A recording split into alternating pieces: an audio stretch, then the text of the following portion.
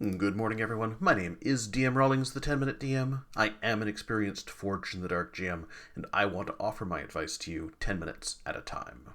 So today we're going to talk about session prep and answer the question, how do you even prep for a game like Candela Obscura that uses mixed success and GM moves? So, first off, a few principles here.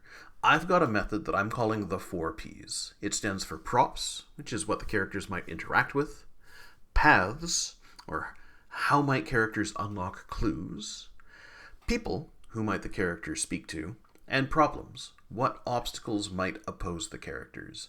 If you have these down, you're going to be able to anticipate 80% of what's going to happen during your session.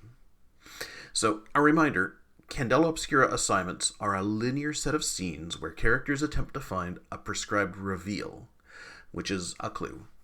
They have fancy names like arrival, exploration, escalation, but at their heart, each block of the assignment is like a level in a video game. For each, characters arrive, investigate, run into obstacles, and then find the thing that leads them to the next level. The way we prep for a session is to anticipate what might happen in each scene. And I'll say you don't have to write notes down as you prep. It helps. I do it sometimes, but not always. Just keep in mind, don't write novels. Break things out by scene. Use bullet points and not sentences so that you can find stuff later. Let's get into it. First off, props are the setting itself and the things that you're going to find there. Generally, when I'm prepping sessions, I'm going to write 4 details about the location itself. 1 bullet point, which bluntly describes the setting. 1 that adds a detail or defies expectations about the scene. 1 that draws on an unusual sense to describe it. And 1 that describes how it feels. So an example of this might be, it's an old wharf at night. There are several ships at the Glass Sea docks. Overtime workers are hauling crates onto a cargo ship. The smell of brine and rain on the skin. We have a tired energy to the place. No one seems to be in a hurry. And then from there, I want to write 4 details about stuff that's there. That might be points where notable action is happening right now, areas possibly worth exploring, objects that can be picked up and used by players, and spots where people, NPCs, are just hanging out. There's no need for 1 of each of these. Just really use the context of the situation and double up on whichever ones that you want. In my example, this might be a boss shouting orders at the top of a gangway. It might be boxes piled up near the entrance. Could be a rowboat pushed up on the shore. Could be some workers taking 5 on some boxes. So some tips here. Make it actionable. Avoid details that the players are unlikely to ever engage with. And remember, the goal is to set the scene and give some clear starting options and direction for your players. Next up, we have paths. Give some thought to how your characters may discover the scene's reveal, or the major clue in that area. What path are they likely to take to arrive at that point? My general approach is to consider 3, maybe 4 approaches, and given the scenario, it's a series of questions. What's the most likely path that they're going to take? What's the second most likely? And then what's the strangest, what's the oddest most likely path? Another way you might want to consider this is to base it off of character strengths. What is one physical way they may approach a scene? And that's not always violence, by the way. What's one social approach? What's one mental approach? Some examples here. We'll go back to the boat again. The most likely one for me is they quietly climb over the side of the boat, which is more of a physical kind of thing. Second most likely, disguise themselves as laborers and try to just walk on with a couple of boxes like they've been there all along. Third most likely, make a distraction and then use the gangplank and kind of use your mental prowess to do that. And the oddest, maybe they hide themselves in some crates that then get loaded onto the boat. So some tips here. Put yourself in the mind's eye of your players. What have they done in the past? What are their characters' strengths? What tools are they likely to use? And what character background details might influence them? Use this as a guideway to come up with what you think people are going to do. Secondly, don't overthink this. Use what comes to mind first, because that's usually best. And third point, how you describe the scene really matters. So in the previous step, when you are describing the props in an area, how you emphasize certain parts are going to change what someone thinks about when they get there. You can use this to your advantage to create a more predictable funnel that your players may go down. But of course, players are players, but we are increasing the odds of them following a more expected path. And then, again, a reminder, this is all about how your character gets to the reveal part of things. Next up, we have people. People are the individuals or entities in this area. Depending on the scene, I'll have 0 to half a dozen NPCs ready. My general structure for NPCs is really light. It's one line with their name and a short description, one line with their overall temperament or vibe, one line with a physical detail or two, very short, one line with some kind of hidden motivation or need. So, for example, 4-person Blyack is a loyal company man. He's a gruff taskmaster with an expensive hat, and he's putting his daughter through college.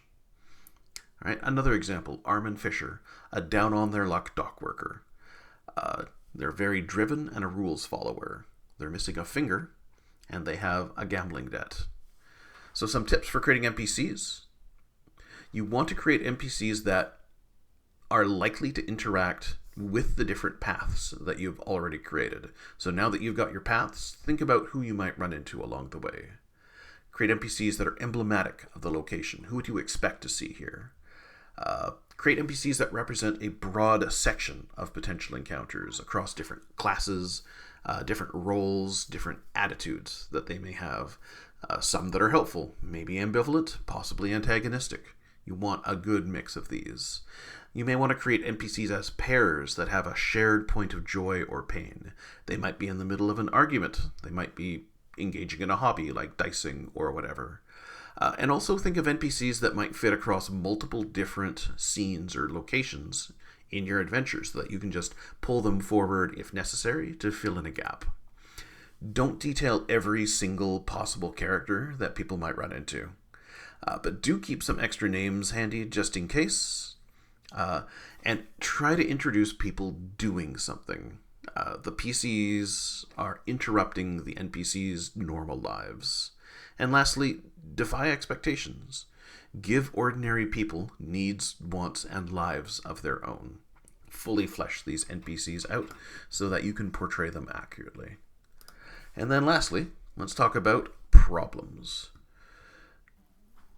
Now we know what the place looks like, how the PCs may approach it, and who is there. But this is the most important part. Now what we do is we come up with 6 to 10 things that could possibly go wrong in the scene.